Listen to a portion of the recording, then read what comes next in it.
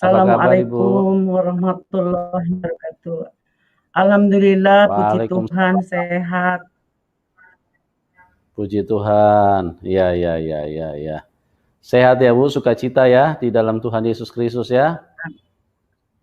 Amin. Ya. Puji Tuhan, Pak. Ya, terima kasih. Terima kasih Ibu Watma yang sudah hadir dan mau menjadi berkat buat kita semua. Apa yang telah Tuhan buat di dalam kehidupan Ibu, apa yang telah Tuhan kerjakan di dalam kehidupan Ibu, Ibu bisa ceritakan kepada kami semua bagaimana Ibu bisa dari seseorang yang tidak mengenal Tuhan, bahkan mungkin dulu adalah orang yang membenci Tuhan Yesus, tapi bagaimana kisah yang sudah mengubahkan kehidupan Ibu. Ya. Boleh mulai, Pak? Malam hari ini. Oke, Ibu Watma, waktu dan tempat saya serahkan kepada Anda untuk bersaksi. Ya, silakan Ibu. Salam buat semuanya, selamat malam. Assalamualaikum buat yang dari Islam. Salam kenal dari saya, Haji Watma. Mau bersaksi tentang kebaikan dan kasih Tuhan. Terima kasih Pak Yusuf telah memberikan kesempatan dan waktu buat saya untuk bersaksi tentang kebaikan Tuhan di saat saya belum mengenal Tuhan dan sesudahnya, juga tantangan, rintangan, juga mujizat Tuhan. Mau kami bersaksi agar kita saling diberkati. Sebelumnya saya Islam yang taat, walaupun mungkin saya Islamnya bukan Islam radikal yang biasa-biasa aja, tapi saya taat, gak pernah tinggal sholat. Tuh waktu dulu sebelum saya berangkat haji itu, mertua saya yang ngajarin saya di masjid, juga suami saya pada waktu itu. Dan akhirnya saya berangkat dengan ibadah haji yang kelima, ya rukun iman yang kelima. Saya naik haji, kalau nggak salah tahun 2001.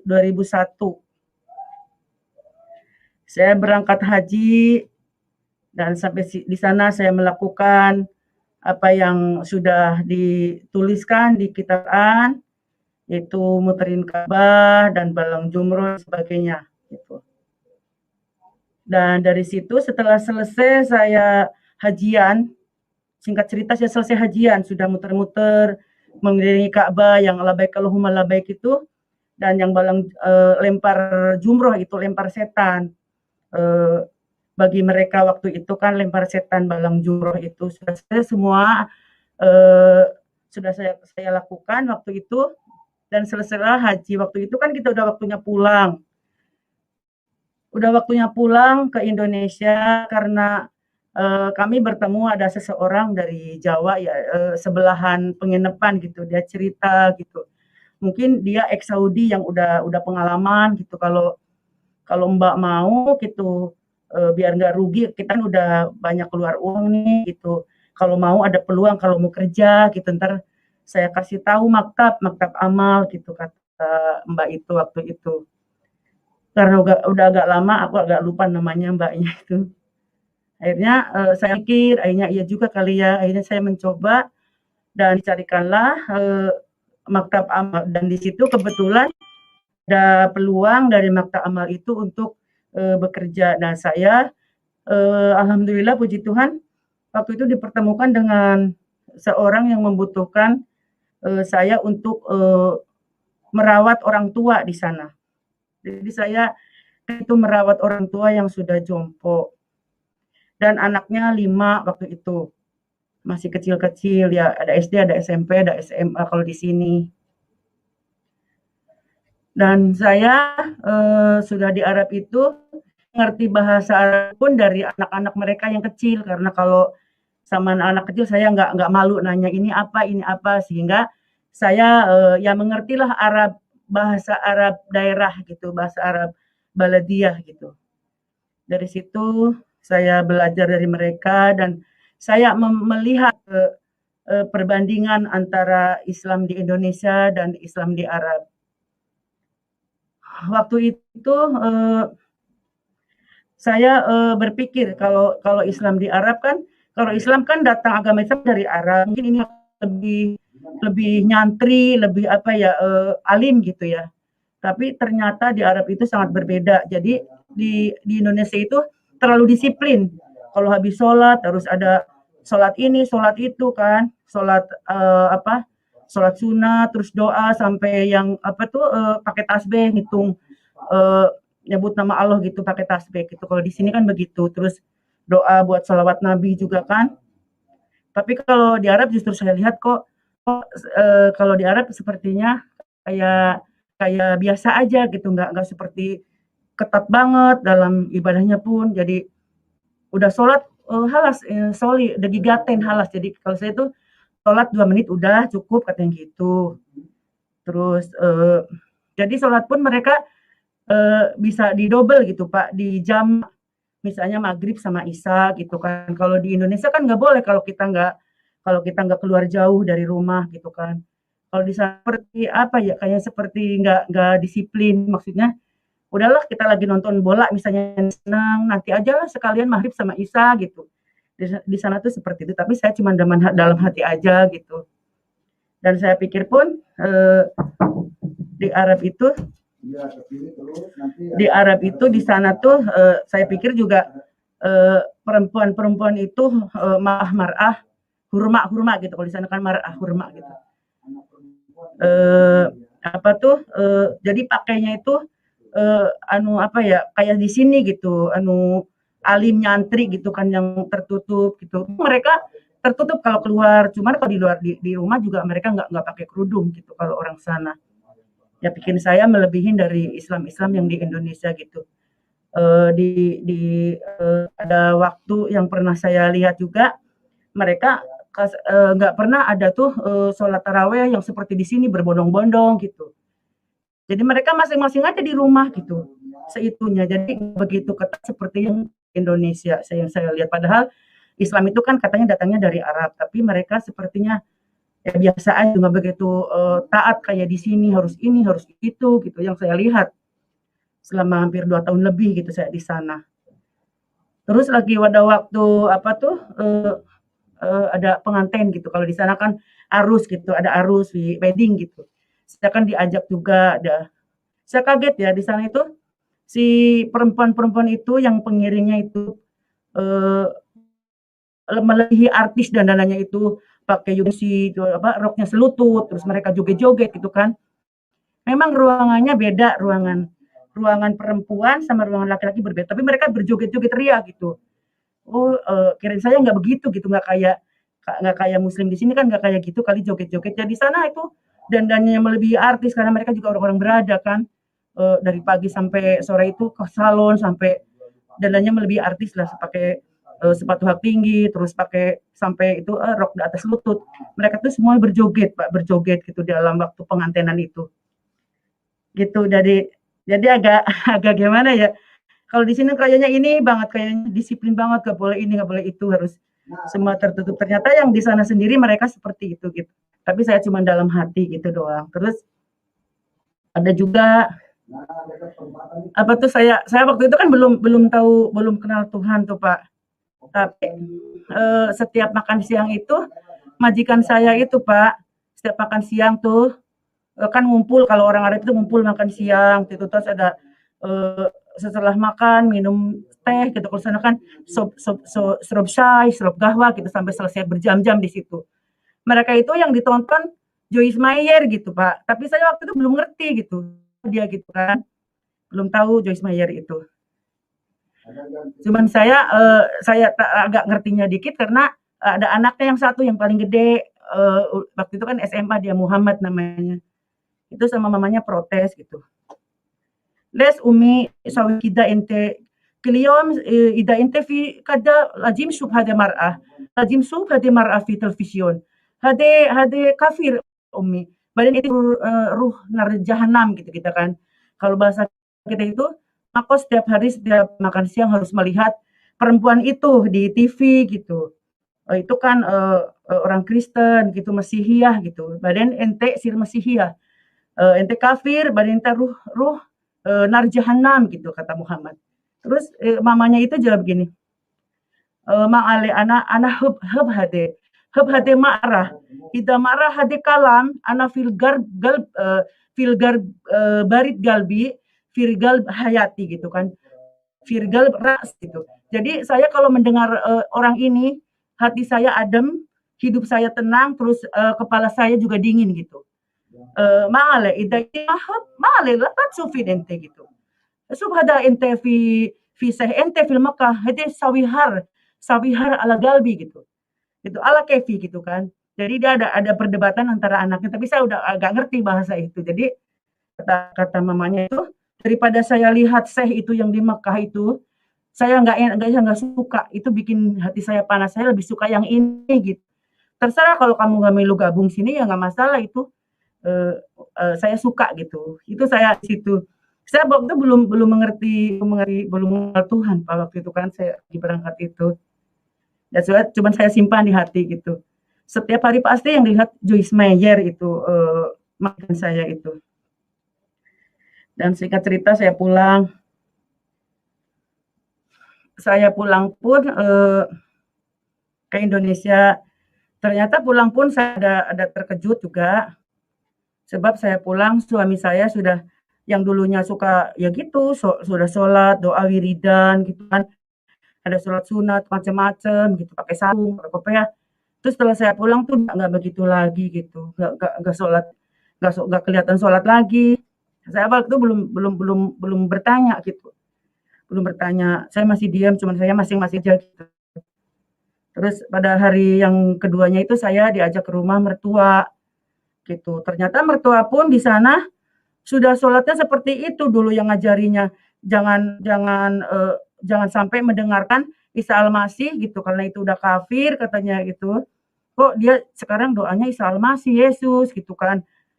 Pujian ada tembangan gitu kan, puji-pujian kalau sekarang itu. Waktu itu saya nggak ngertinya dia nembang gitu, nyanyi gitu kan, ada nyanyi Sunda gitu kan. Saya waktu itu nggak suka gitu. Saya mau minta pulang, ayo pulang, saya nggak mau dengerin. Bapak dulu nggak kayak gitu doanya, aku mau pulang aja, aku mau pulang pokoknya. Saya cubitin si suami saya itu. Akhirnya karena sudah malam dia nggak pulang tuh saya bertahan di situ. Akhirnya saya pagi pulang. Pagi pulang itu saya ke rumah dengan kecewa melihat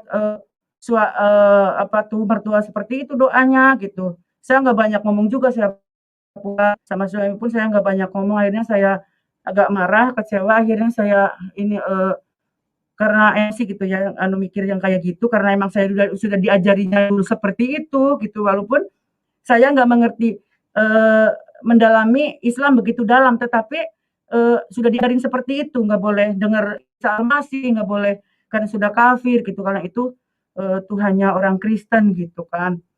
Gitu. Terus saya akhirnya udah saya mau ke rumah kakak saya aja yang di Jawa kan memang kakak saya kebanyakan di Jawa tuh. Ada kakak saya yang 2 itu, yang satu yang paling tua itu mesantren di Tebu Ireng udah 8 tahun, yang satu 7 tahun. Itulah yang saya datang ke sana, saya mau menenangkan gitu, mau curhat gitu tadinya. Tetapi sampai sana itu ternyata kakak saya itu udah mendengar gitu, langsung saya sudah istirahat, saya duduk di situ, dia duduk juga, dia ngomong gitu. Sekarang suami kamu dan mertua kamu udah kafir, udah percayanya Yesus, yang Tuhannya dipendem katanya gitu kan, yang dipaku gitu. Kamu jangan ikut-ikutan, kalau bisa kamu masih muda udah cerai aja, kamu kafir, ntar kamu masuk neraka gitu kan. Waktu itu tapi saya dengerin aja gitu. Itu nggak ada keturunan kita turun temurun nggak ada gitu. Nenek moyang kita yang percaya agama dari Belanda itu katanya gitu. Udah sekarang kamu mikir aja milih, ntar kalau itu udah cerai aja gitu kan. Saya lagi di sana masalah suami begini, terus di sini juga ngomong harus cerai ya. Saya semakin banyak itu bergumul dalam hati saya harus gimana bercerai pun saya kepikiran, saya dalam hati tuh nggak suka denger gitu Pak. Makanya akhirnya saya bertahan, sebelum saya pulang tuh suami saya nyusul karena mungkin saya berangkatnya dengan agak marah, kecewa. Akhirnya aku ikut pulang juga sama suami karena saya ada perkataan saudara itu harus cerai gitu. Saya masih di situ masih pertimbangan kalau cerai gitu karena kan ya itu saya yang kepikiran harus pengadilan, saya nggak suka gitu nama pengadilan juga. Akhirnya saya pulang dengan hati gondok sana sini gitu, nggak suka sama suami, sama mertua, terus sama saudara pun harus cerai karena sudah kafir gitu, mertua saya sudah kafir, suami saya udah kafir, udah nggak layak diikutin gitu. Kamu harus rajin sembahyang, rajin sholat buat sangu mati gitu, gue sangu katanya gitu kan, kalau orang Jawa gitu ngomongnya, gue sangu mati gitu. Udah saya pulang, udah Kang saya pulang dulu, saya mikir-mikir dulu ya Kang gitu, saya pulang. Pulang karena dijemput juga sama suami saya pulang. Setelah pulang, waktu itu kan emang suami sama mertua tuh belum sampai ngomong apapun. Setelah saya pulang mungkin saya udah tenang tuh mereka duduk, mertua sama suami dan di situlah saya dibimbing, dituntun dari Quran bahwa dalam Quran itu bahwa Isa Al-Masih adalah yang akan turun di akhir zaman. Terus dia adalah sirotol mustaqim yang selalu kita sebut di dalam sholat kan, ihdinas sirotol mustaqim juga dikasih tahu. Dan yang kata ulama itu kan katanya kan sirotol mustaqim itu di rambut dibelah 7. Ternyata katanya dalam Al-Quran nggak ada. Yang ada kan yang Al-Zuhud 61 itu kan yang Isa Al-Masih juga gitu. Dan dari situ saya mulai merenung gitu Pak, mulai merenung terus. Suami saya itu sama mertua saya terus bimbing gitu, dituntun, terus dikasih tahu tuh semuanya dari Alkitab, dari ini gitu. Terus saya ada ayat yang ayat yang Markus 16 ayat 16 katakan oleh suami saya dan mertua saya, ya siapa yang percaya dan dibaptis akan diselamatkan, tapi siapa yang tidak percaya akan dihukum. Itu dari itu ayat-ayat itu kayak ganjel dalam hati saya gitu. Ganjel dalam hati saya karena di Al-Qur'annya pun seperti ini Alkitab pun seperti ini jawabannya. Agak ganjelnya itu mulai agak takut gitu kalau saya dihukum kan hukuman itu kan pasti kekal neraka kalau di akhirat itu. Dan dalam Yohanes 14 pun saya jadi ayat yang selalu saya ini yang aku jalan kebenaran dan hidup. Itu tidak ada seorang pun yang Bapa tanpa melalui aku. Dan itu juga saya mulai terbuka, mulai sadar. Terus saya dituntun, terus dibimbing sama mertua, sama suami, gitu. Yang pada akhirnya saya terima Tuhan, dibaptis tahun 2014 waktu itu. Tapi ya gitu dengan tantangannya, dijauhin sama saudara juga gitu. Saya ternyata juga suami sebagai seorang penginjil sama mertua itu. Jadi saya akhirnya kadang-kadang ada masalah lompat sana, lompat sini. Mungkin sekarang ini yang disebut udah mau 6 kali saya lari sini gitu. Kalau sudah ketahuan lingkungan setempat, akhirnya kan pengusiran yang ada kan. Dan sampai saya ke Jakarta pun ya saya berjuang untuk hidup. Suami kami walaupun seperti itu tetap nginjil gitu. Atau itu dikasih itunya rohnya sama Tuhan nginjil terus walaupun bahaya selalu ada dalam keluarga gitu. Tapi tetap saya ngikutin, selalu saya dukung, saya walaupun saya kerja apapun untuk bantu, untuk pelayanan, saya sampai kerja di warteg catering gitu, saya bekerja gitu buat bantu pelayanan, buat kebutuhan juga, saya nggak diam gitu. Saya Tuhan, jadi apa tuh nggak gampang jadi orang Kristen itu nggak semudah itu.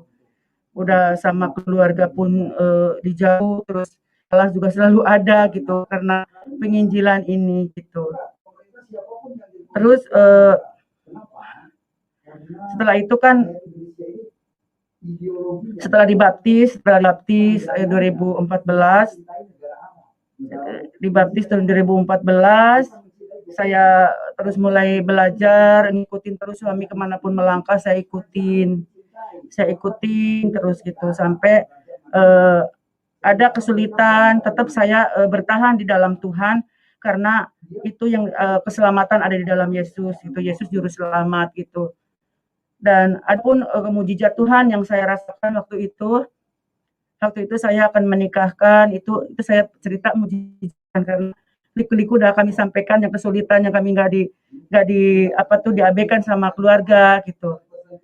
Adapun jatuhan terjadi buat keluarga saya waktu saya mau menikahkan anak saya butuh dana gitu kan, karena dia udah waktunya menikah, kita udah punya pilihan. Dan suami saya tuh melamar ke besan itu tanpa bawa uang sepeser pun, hanya omongan, omong kosong gitu, pakai omong kosong, maksudnya dengan iman aja Pak saya, kalau memang ini sudah ini, anak-anak ya udah pokoknya sebulan lagi saya kirim buat pekah gitu. Kalau orang Jawa kan kalau nikah itu pihak suami harus ngasih ke pihak istri gitu. Itu Bapak menyampaikan itu ke calon besan itu dengan iman aja, nggak bawa uang sepeser pun gitu. Terus saya pulang pun dengan hati bimbang, galau gitu ya, dari mana uang sebanyak itu, sedangkan posisi masih dalam gitu, loncat sana loncat sini, lari-lari gitu. Terus saya berdoa berlutut sama Tuhan, saya juga berusaha ke saudara juga ngasih mohon bantuan buat ini pernikahan anak saya, bantuan, tapi saudara satu pun nggak ada yang ngasih bantuan, pertolongan gitu buat saya gitu. Saya berdoa berlutut, saya juga doa puasa juga, waktu itu saya nangis gitu sama Tuhan gitu, jangan sampai saya kena malu. Itu sesuai dengan firman Tuhan kan ada, pendapat saya kepadaku tidak akan kena malu gitu. Dan doa saya seminggu kemudian tuh dijawab Tuhan sama suami saya itu. Saya bertemu dengan hamba Tuhan yang bukan saudara saya kenal di Jakarta aja. Beliau pernah ibadah bareng sama saya, ya agak udah kenalan gitu, udah berapa kali ibadah kita ketemu bareng. Dan di waktu saya ibadah yang berangkat sama beliau itu, dia bertanya gitu, "Kenapa Pak Bu kok agak berubah gitu, kayak nggak bahagia, kayak nggak sukacita, kenapa?" gitu.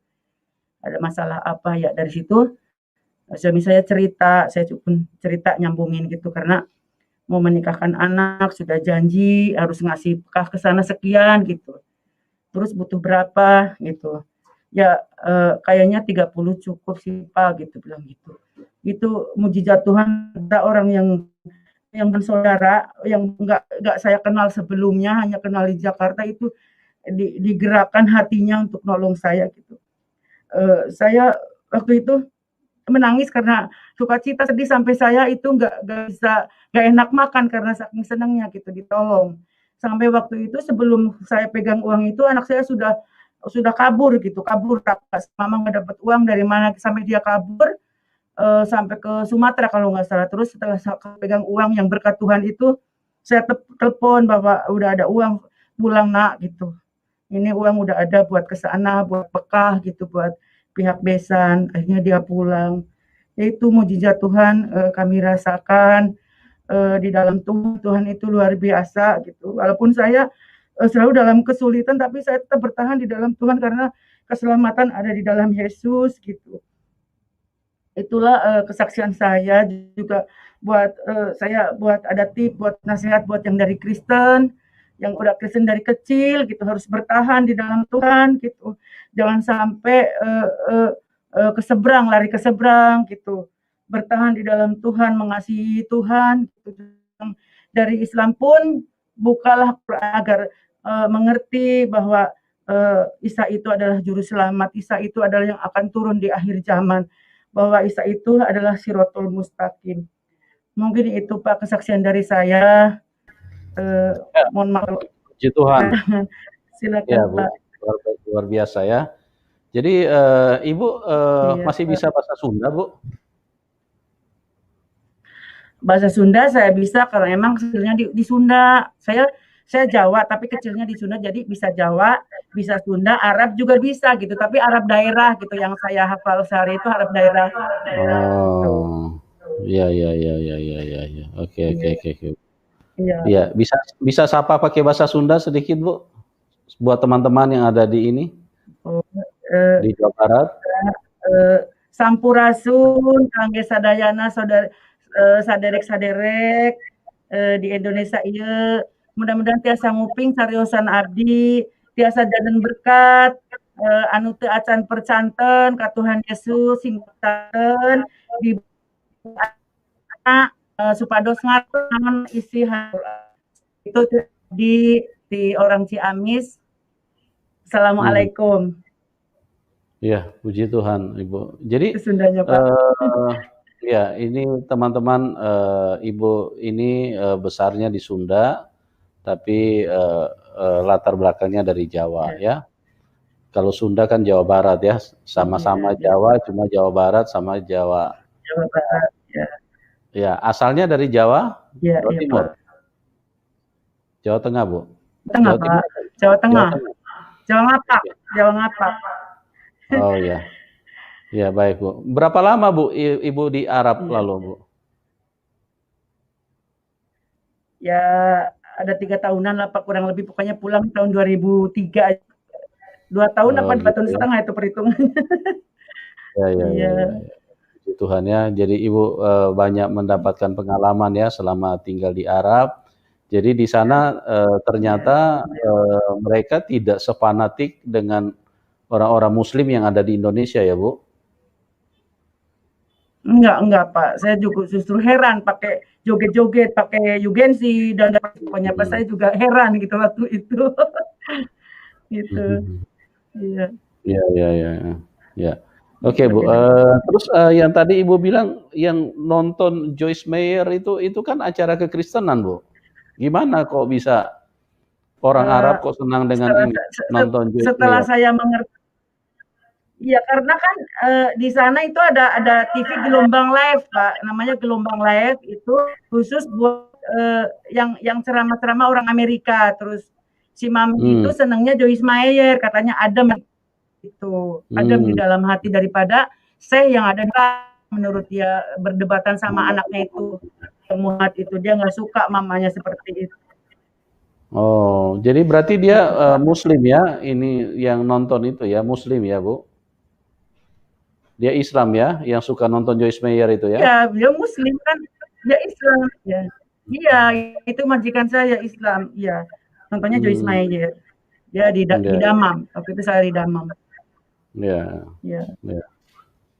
Oke, baik Bu. Itu memang sebuah realita bahwa kita akan terus lebih mengenal siapa Tuhan Yesus itu dari kuasanya, dari kasihnya, dan apa yang telah terjadi dengan Ibu Watma ini adalah sebuah terang buat teman-teman yang mungkin belum percaya Tuhan Yesus, yang mungkin belum kenal Tuhan Yesus, ya.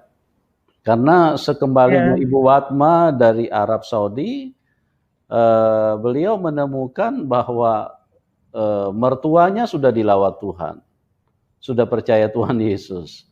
Suaminya pun juga sudah percaya Tuhan Yesus. Sudah percaya Tuhan. Itu sesuatu yang luar biasa. Jadi suami juga haji juga ya Bu ya? Iya, dia haji. Dan saya karena buat dia gak ada peluang buat, jadi dia pulang, yang ada hanya buat perempuan itu waktu itu. Iya.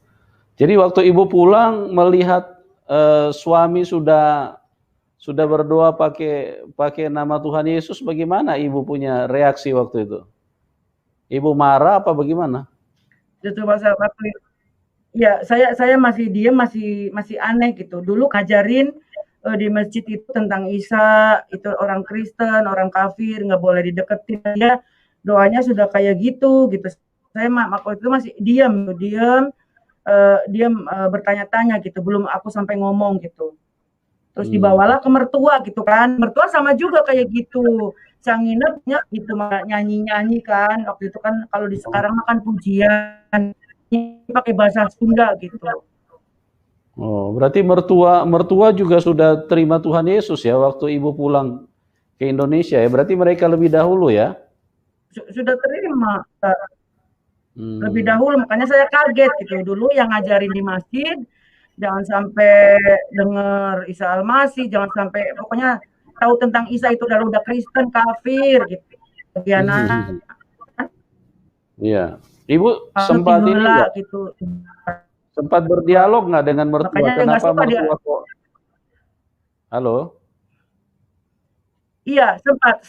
Setelah saya pulang dari Jawa itu baru suami dan mertua itu duduk bareng terus ngomong. Iya. jelasin gitu waktu itu. Gitu. Jadi waktu mereka bicara, Ibu tanggapannya bagaimana setelah kembali dari Jawa?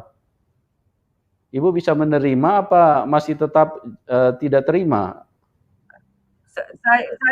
Saya belum langsung bisa terima, masih dengerin tapi lah itulah masih belum mau ngerespon gitu. Atau sehari 2 hari saya belum mau ngerespon, tapi kan telaten, ayo buka Qur'annya gitu, buka ininya biar baca, ece baca kan ngomongnya gitu ke saya itu karena orang Sunda, ece baca. So, baca ayat eta baca anu siratal mustaqim, kalau sholat teh ihdinas siratal mustaqim eta naon harti nya artina kan petunjuk kita kami jalan yang lurus gitu kan. Ece masih dalam kesesatan dong, dibahas gitu juga sama mertua. Sok baca gitu deui ya. ya bahwa Isa teh juru selamat. Siratal mustaqim bukan rambut dibelah 7 gitu kan kata dia gitu. Dan saya baca iya juga gitu. Sudah mikir kok Quran bahasanya kok kebanyakan Isa Al-Masih yang dulu dijelaskan itu kan nggak boleh dekat sama Isa Al-Masih karena udah kafir gitu karena Tuhannya orang Kristen gitu yang dipenteng, dipaku gitu kan. Gitu. Kok sampai sekarang Bapak ikut ke situ gitu. Terus dari keluarga Ibu sendiri ada yang ini enggak? Ada yang keberatan enggak waktu Ibu sudah mulai percaya kepada Tuhan Yesus? Mereka sudah nggak mau, maksudnya nggak dekat lagi. Udah terserah kalau kamu mau ikut jalur suami kamu udah masing-masing aja gitu, masing-masing gitu. Jadi nggak komunikasi lama gitu, nggak ada ini gitu karena udah itu udah terserah kalau udah nggak mau dibilangin itu adalah agamanya orang Belanda, orang kafir itu mau ntar masukin neraka gitu. Udah itu udah apa namanya udah mutusin nggak mau ngomong gitu, nggak mau ngomong gitu. Dan Ibu sendiri, Ibu Watma sendiri waktu masih di Muslim dulu, bagaimana sikap Ibu terhadap kekristenan, Bu? Apa Ibu juga membenci orang Kristen apa bagaimana?